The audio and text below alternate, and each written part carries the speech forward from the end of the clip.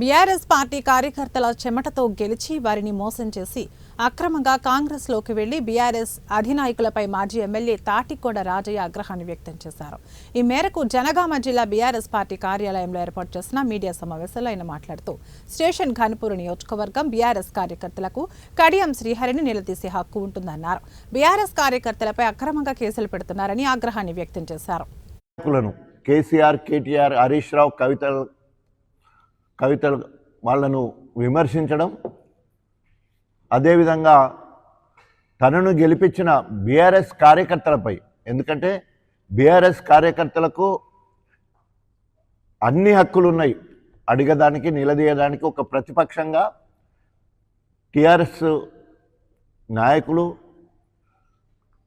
కాంగ్రెస్ ప్రభుత్వాన్ని అడగడానికి ప్రతిపక్షంగా రాజ్యాంగం కల్పించిన హక్కు, అదేవిధంగా బీఆర్ఎస్ శ్రేణులు గెలిపించిన కడియం శ్రీహరి కాంగ్రెస్కు పోవడంతో మరి ఎంతో కోపంతో రగిలిపోతూ ఉన్నది గణపురం నియోజకవర్గం. దాంట్లో భాగంగా మరి కేసిరెడ్డి, మనోజ్ రెడ్డి